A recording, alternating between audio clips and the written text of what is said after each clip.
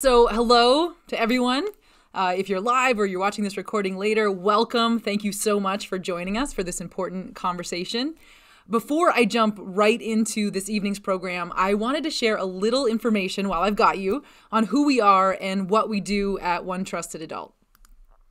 So my name is Brooklyn Rainey. I am an educator, a camp director, a mother, and founder at One Trusted Adult. And my team and I are on a mission to ensure that every child on this planet can name at least one motivated and committed trusted adult at home and at school. And I'm fired up to chat with you tonight. I always get fired up for these conversations, so I'm super psyched to see you all here. We pursue this mission of ours with a book, discussion guide, professional development and training for adults, assemblies for youth, as well as curriculum for mentorship and advisory programs. At the very heart of what we do really is provide common language between adults and young people for important conversations on a range of topics. And we provide tools, strategies, and activities to foster connection and fun. You will see that is what I am about, the team is about. We are all about connection and a whole lot of fun. We do this, and we're on this mission because leading research shows that just one trusted adult can have a profoundly positive impact on a child's life, influencing that young person away from risk and concern and toward greater resilience, stronger engagement, and improved physical and emotional wellness. What we've found in our own research through our partnership with families and parents, schools, and youth-serving organizations is that young people who can name a trusted adult, and it's different than knowing. Naming is different than knowing. Actually asking a young person to name a trusted adult inside the home and outside the home are less likely to bully or be bullied, abuse substance, or suffer from depression or other mental health issues. And on the positive side, they are more likely to, I love to keep the work here, they are more likely to be able to turn toxic stress into tolerable stress, remain calm in the face of challenges, build key capacities such as the ability to plan, monitor, and regulate behavior, complete tasks that they start, show interest in new things, volunteer in their classrooms and after school, participate in physical activities, engage in school, and show greater availability for learning. All of these benefits, if we go upstream from the issues, move away from focusing on the symptoms or the behaviors, the problems, and invest in the heart of prevention and protection, which is relationships with trusted adults. We've interviewed hundreds of people at this point. My favorite part of this work is talking to people about their trusted adults. And we've asked them about the people that showed up for them, who they would consider, looking back, were their trusted adults when they were young. And we hear the same statements over and over again. My trusted adult was there for me when I needed them, made me feel safe. They seemed genuinely interested in me and my well-being. They listened. They celebrated me when I deserved it, and they challenged me when I needed it. And my trusted adult believed in me.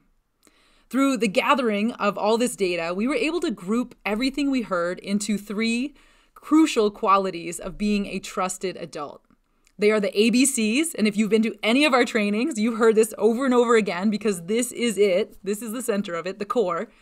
Being accessible, being boundaried, and being caring.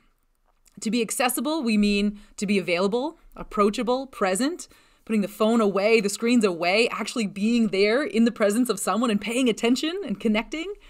To be boundaried is to respect body, space, opinions, and voice, and to make physical and emotional safety the priority. And to be caring means to have a genuine interest and investment in someone else's well-being. I begin with the ABCs today because I recently visited with multiple education classes at a local university. They had read One Trusted Adult as part of their curriculum, and it was so cool to be invited in and actually get the chance to speak with them and hear their feedback. I was blown away. Their reflections were incredible. Their ideas for the future of this work and what they would do with it and what they were encouraging me to do was fantastic, an amazing conversation. And as I updated them on some of the research that we've been doing recently, we had this amazing conversation about the ABCs. And one student, young woman, raised her hand and asked me, do the ABCs apply to romantic relationships? Because my boyfriend, I think I'm being too accessible to my boyfriend and I've got to show some boundaries. And I was like, like, I am not a relationship expert. I don't know. Hold on. Breaks. Was looking at my own boundaries like, can I go here? Let's talk about this. And so I have not gone there yet before this moment with this model, because we've primarily focused on teacher to student, mentor to mentee, parent to child relationships. But they wanted to jump in to their romantic relationships, their friendships, their employer and employee relationships. They wanted to go there. So we did a crosswalk activity with the ABCs, and the results were fascinating. They each chose a relationship that they wanted to assess on how that person was showing up with the ABCs and how they were showing up as the ABCs and where there might be conflict or misunderstanding. Helping these 18 and 19-year-olds work to figure out what it means to have healthy, strong, balanced relationships in all areas of their lives was such a gift. It was, and honestly, not going to lie, I found it incredibly helpful because I did it alongside them in unpacking my own relationships. And so this ABC model is crucial and key to all relationships. And I bring it up tonight, and I start with it tonight because it absolutely pertains to the types of friendships we hope for and so desperately want for our children. We should want for them to be cared for, but not belittled. We should want for them to be available, but not to be taken advantage of. And we should want for them to be a part of a group, but not lose themselves and lose their unique identity. The ABCs are at the core of all healthy relationships. And I encourage you to use this language in your own relationships and in your conversations with youth. A few years ago, I was hosting a parenting retreat in Etna, New Hampshire. My New Hampshire people, we were hosting a parenting retreat, and my own mother attended. It was actually her birthday. She offered to help me out over the weekend on her birthday, and I said, of course, come help me out. It'll be great. You can dip in and have some fun and attend some of the trainings, and it'll be an awesome weekend.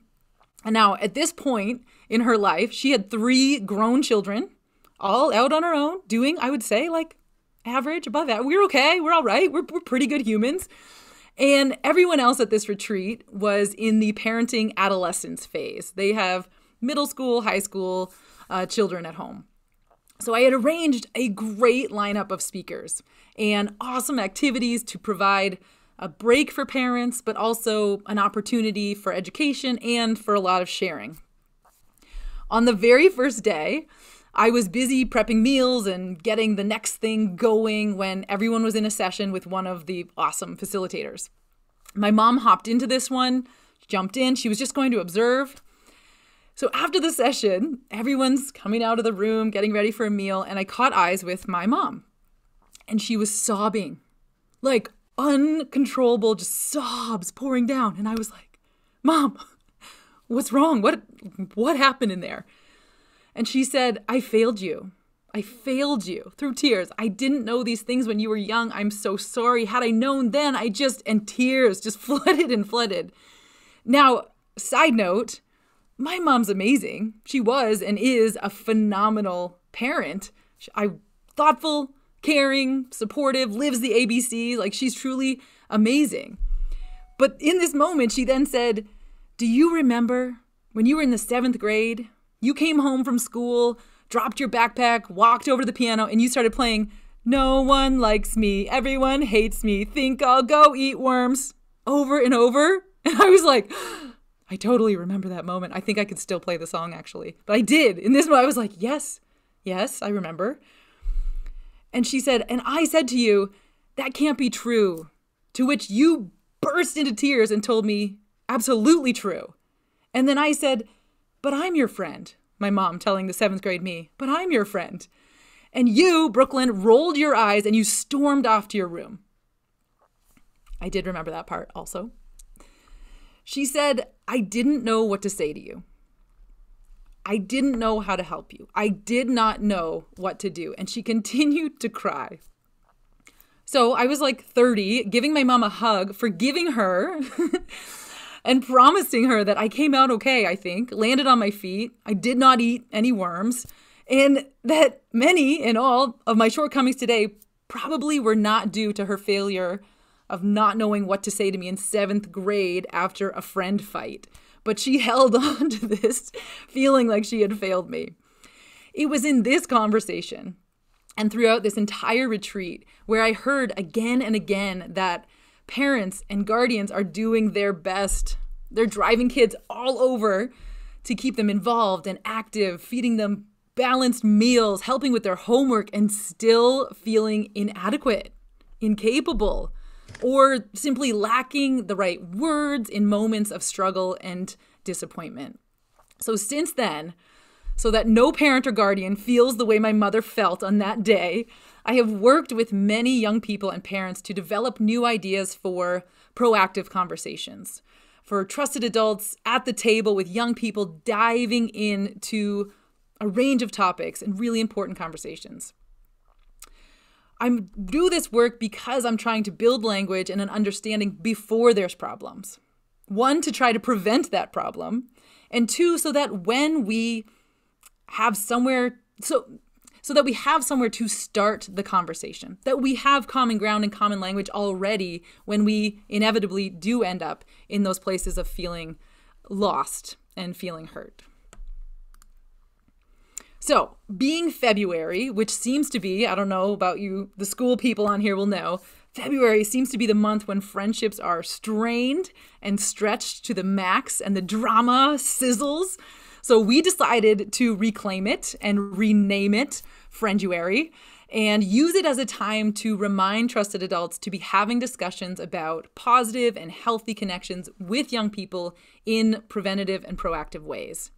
Some friend facts for you. Leading researchers state that this needs to be a focus. Friendship needs to be a focus because friendships have been proven to be an important source of happiness and well-being for humans at all ages. Healthy friendship bonds are even associated with positive physical outcomes like lower blood pressure and a longer lifespan. And a strong social safety net is a huge preventer of some of our worst parenting nightmares. In middle and high school, when young people really begin that liberation journey we talk about, right? Pushing away from the parents to prepare to fly from the nest.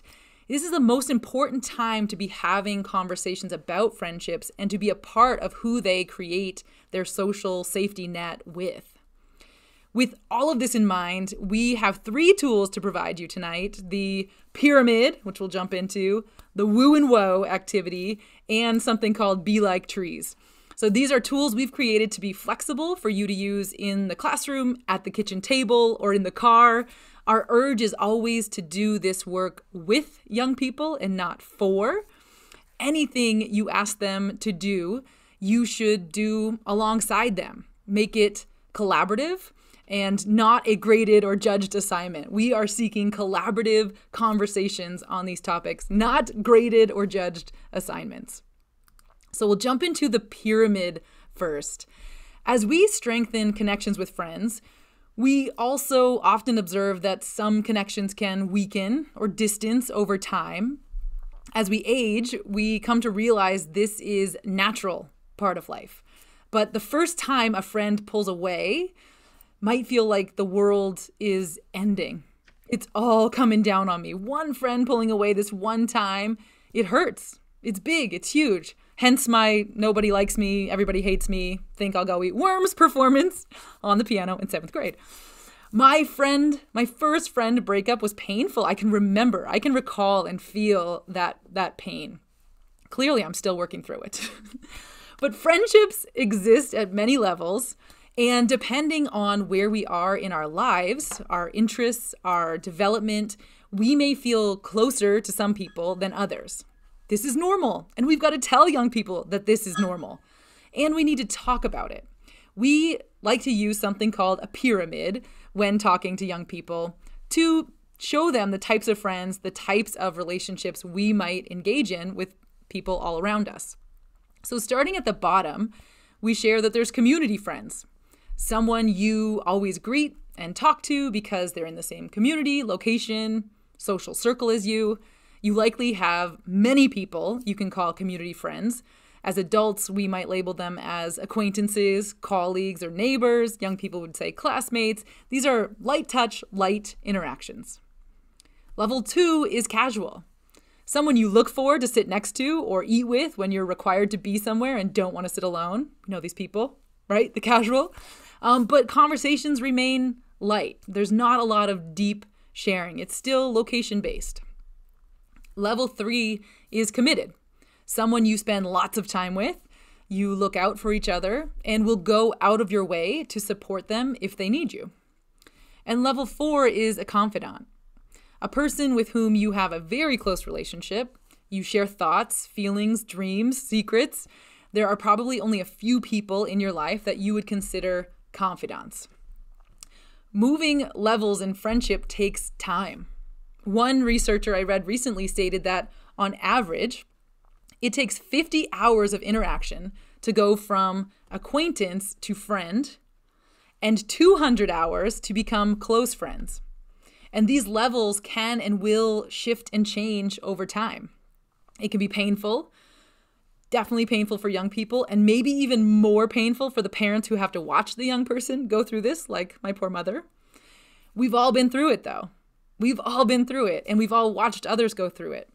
Our friendships are likely to continue to shift to be different levels due to a wide variety of circumstances, and we need to normalize that. For most of a young person's life, they might have determined friends as, like, there's friends and there's enemies. There's a friend or not friend. There's BFFs and biffles and BBBBBBFs. I've heard all the things at camp, all the ways that they label, and all the Bs that they write on each other's t-shirts and things. And they've used these titles to create connection, to ensure connection, and also sometimes to create exclusivity from others. When the friend group turns to an unhealthy clique, that's when we're in trouble. So middle and high school is an important time to reset their understanding of the types of connections they will want to pay attention to and want to invest in throughout their lives. And it's important that this type of information and understanding is coming from an adult that they trust and that they have time and space to talk it through when they aren't in the middle of a giant friend feud. So yes, this can be a helpful tool in a tough moment, but it's really beneficial when we have these conversations before they enter into a time when friends are pulling back or they're in some kind of conflict. We will provide you with this printable to help you define the levels with young people. It encourages them to talk to a trusted adult about it. It can be used in one-on-one parent or mentoring opportunities, as well in groups and classes. So we'll send that to you afterwards. All right, you got the pyramid? Whew. On to the woo and the woe, which is my favorite, which probably tells you a lot about which way I lean.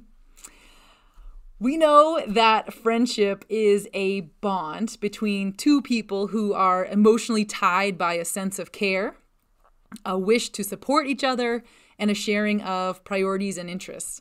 At OTA, we like to categorize friendships into two types, the woo friends and the woe friends.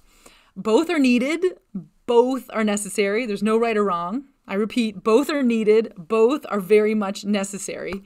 I was speaking at a school recently, and we were sharing about woo and woe and running through some different situations and which way they lean. And I was asking them to reflect on what they might need to invite into their lives. Maybe they need a little more woo in their life because they stay in or they don't like to sit with other people, don't want to meet other. Maybe they need some woo. And the others who might need a little woe, just take a step back, calm down, check your choices, check your decisions. And I said, if you don't know for sure if you're a woo or a woe, you could, or what you need to invite into your life, look around, like catch, maybe there's a trusted adult in the audience who could tell you. And instantly I lost the crowd, but in the best way possible, because they all turned and looked to an advisor or a teacher that knew them well, or a coach, and they're like, oh, you need some woo, oh, you need some woe. And it just erupted in this amazing trusted adult young person interaction about the woos and the woes. So highly recommend. We've tested it many times. Young people grab a hold of this language.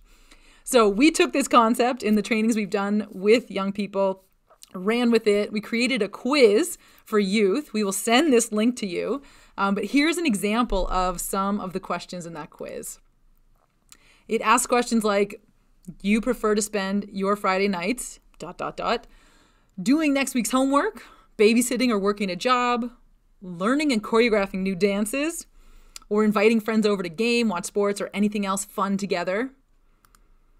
This is one of my faves. SpaceX is accepting applications for a trip to the moon, and a friend suggests you apply. Answer 1, yes. 2, I'm sorry, what? 3, just wait. And 4, okay, let's see if my uniform fits.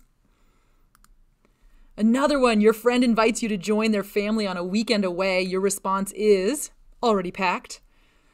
Can I get the full itinerary of what we're doing? Where will I sleep?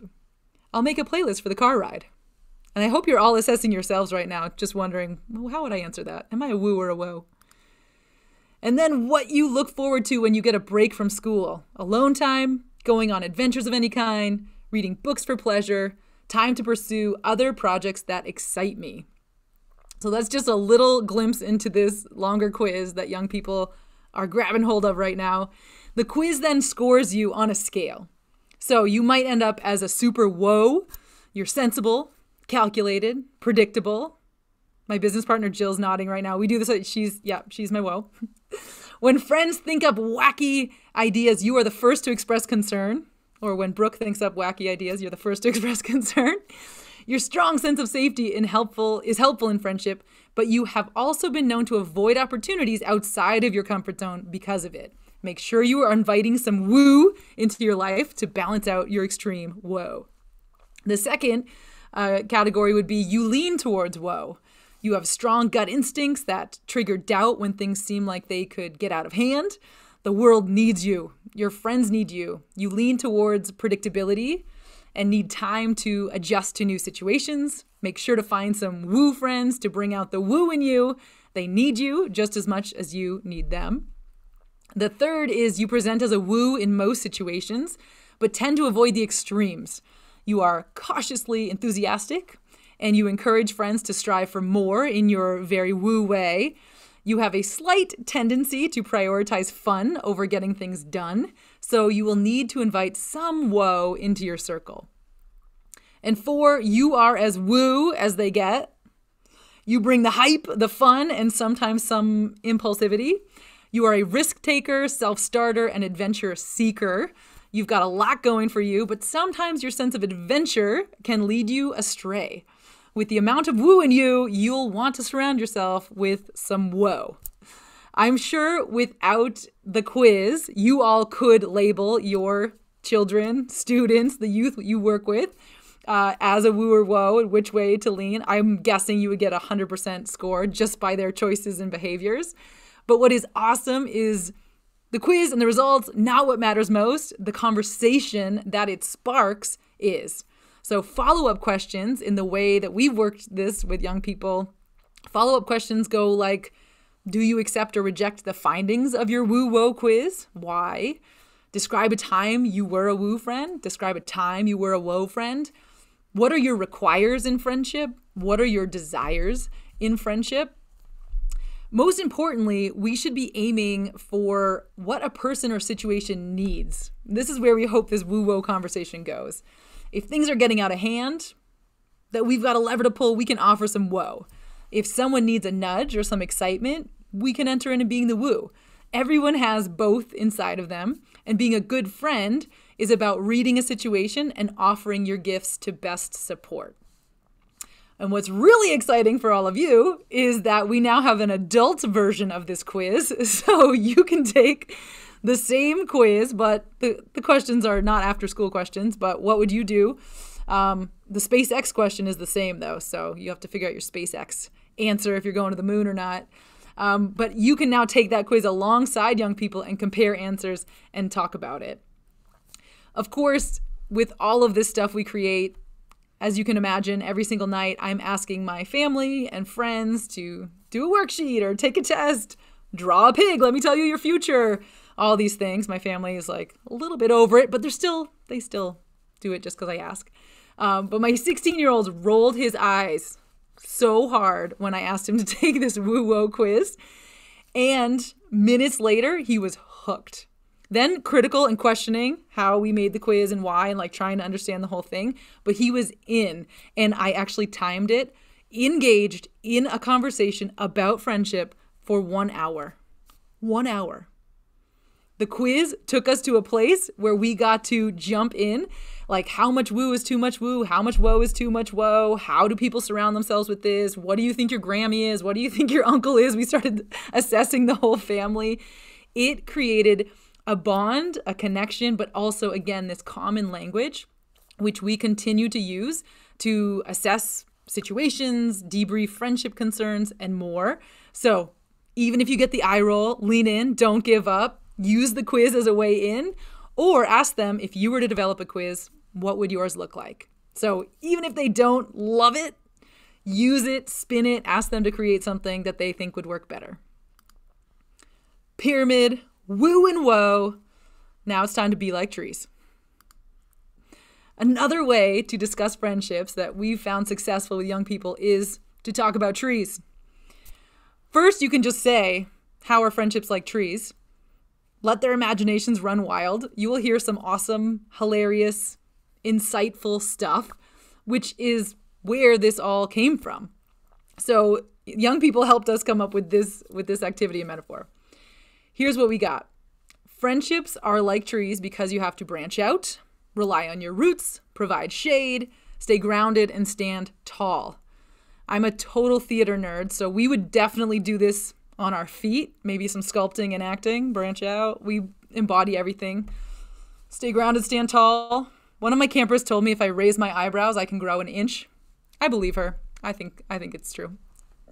Here's how this group talked about being like trees. Branch out means to create opportunities to meet people with similar interests who could become friends. So try out for a team, volunteer for a cause you care about, perform in the talent show, sign up for a new activity, start your own club. This is how to put yourself in a position to meet new people and potentially make new friends. Rely on your roots. We talked about connecting. Connect with these friends or strengthen connections with future friends by checking in on how they're doing. Just like tree roots keep growing and keep reaching, continually look to build new and greater connections. This requires taking the time to have a conversation, asking open-ended questions. Train young people to ask open-ended questions. Practicing being non-judgmental, so always seeking to understand. Inviting others to do an activity together, actually asking someone to go do something. Acknowledging other people's accomplishments. Teach people how to celebrate one another. And being curious about others' interests. These are really important roots to teach youth for making and maintaining friends. Provide shade. Comfort friends who are going through a rough time. Just like a tree's branches and leaves provide shade and protection from the elements, friends can too. Be there to listen, give a hug, share an experience, or just sit. And don't hesitate to reach out to friends for comfort and for shade when you are having the difficult time, when you're the one that's in need. Sharing really does equal caring. And lastly, staying grounded and standing tall. Confront issues in the friendship when they come up. Weather and wind test trees, and conflict will inevitably test friendships. Just like a tree, it's about trusted adult. Stay grounded and stand tall. Know your boundaries and your non-negotiables, and share and declare the qualities of friendship that are important to you. You will strengthen your friendship if you confront conflicts respectfully and choose to work through problems together. This is what we brainstormed with a group of middle and high schoolers on what it means to be like a tree. So we have a principle that covers this, and we will send it to you again following this tomorrow. And it includes a code to crack and an opportunity to commit to a chosen aspect of being like a tree. This is something adults should model too. Choose something that you can commit to in your friendships and make sure to check back for an update with your kids. What have they committed to?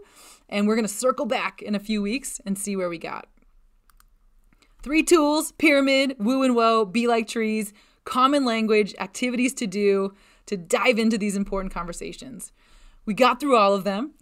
All of these activities were actually pulled from our Ripple journals. Ripple journals have been designed by the OTA team for 10 to 15-year-olds, although we're hearing from all ages that are diving into them and using them. Friendship is universal. So many of these themes and ideas are universal, but they are packed with engaging activities like these, thought-provoking exercises, and purposeful play. They can be worked through with a parent and a child, trusted adult and a child, and are being used in mentorship groups and school advisory programs. The prompts throughout the journals are categorized by circles of the ripple, and I share this with you because I think it's really key language to have when talking to young people is this ripple effect. So we talk about your solo circle as your personal wellness, impacting your inner circle, friendship and connections like we've talked about tonight, an outer circle, our communities and the wider world, and where we can offer our unique talents, strengths, gifts, and skills. And the Ripple Journals encourage young people to ask a friend or trusted adult about the topics and activities, which again helps to strengthen that connection. I will close with two most important factors in a young person finding, building, and maintaining healthy friendships, which is your ability to lead and listen. You, the parents, the guardians, the teachers, the trusted adults, your ability to lead and to listen. Lead the way for young people by modeling. What young people need most is happy and healthy adults. Be that for them. And surround yourself with happy and healthy friends. And talk about your friendships openly.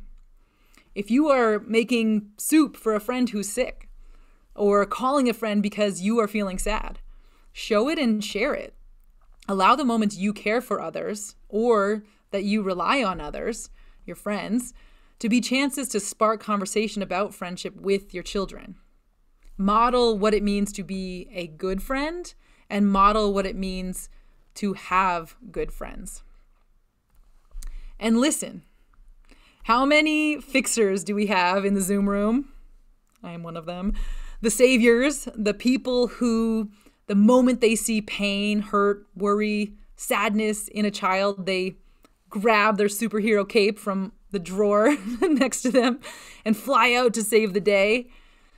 Positive growth in adolescence does not occur without some pain, some hurt, some worry, and some sadness. Positive growth in adolescence does not occur without some pain, some hurt, some worry, and some sadness. I didn't get rewound. I said that on purpose twice. Sometimes our role is to sit beside that pain. Not to save it, not to shield it, but to sit beside it and to just listen. Listen. As a new teacher, I didn't understand this yet. I thought the best way I could show up for young people was to give them all the advice, all my wisdom, all my 22 years of knowing about life. I just wanted to give it all so that they wouldn't have to make any of the mistakes I had to make. And I was wrong. A good counselor that I worked with helped me realize I was wrong and shared with me and showed me how much more effective mentorship, parenting, and general care of young people can be when asking thoughtful questions rather than advice dumping, which has now I'm married to a very Boston man who says advice dumpa. Don't be an advice dumpa. So that I'll just give you that. Tell people not to be an advice dumpa. Well, one day I remember a student came flying into the classroom after school and said, I saw on my best friend's Insta last night that she was hanging out with people and she didn't invite me and I don't know what to do. This was a pattern of hers, and I had heard something similar from her just a month earlier. I wanted to say, you two do this to each other at least once a month. Typically, there's some unresolved issue at the core of it. Usually it has to do with some miscommunication or misunderstanding. You two really need to work on confronting issues with each other rather than resorting to passive-aggressive online behavior that always ends up with more hurt feelings than necessary. That is what I wanted to tell her. But I didn't. I resisted. And instead, as coached by my good counselor friend, I asked questions and I listened.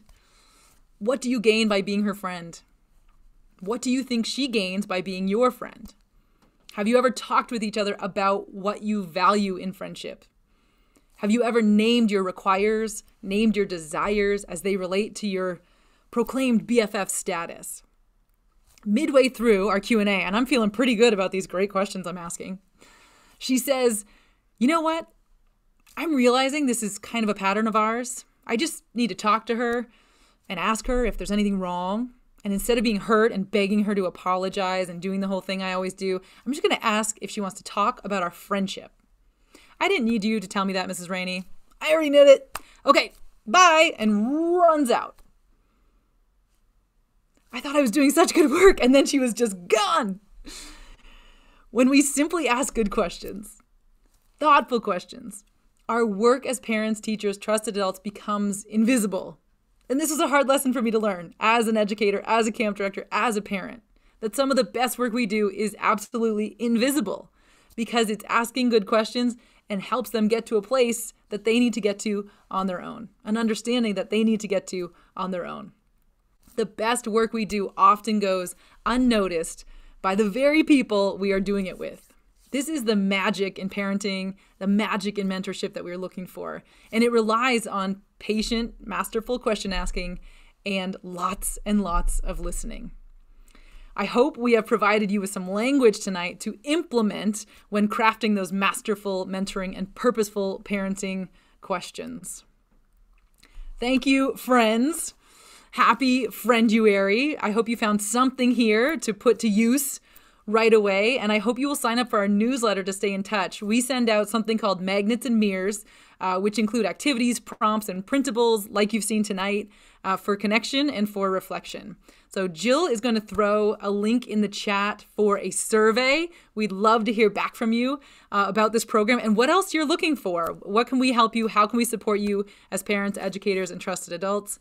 You will receive an email tomorrow with a recording of this webinar. Feel free to share it. Links to the Woo-Wo quiz will be in that email, as well as all the printables we mentioned. A huge thank you to New Hampshire Department of Education, the Bureau of Student Wellness, and the amazing team over there for making all of this happen. Thank you all so much. Be who you needed.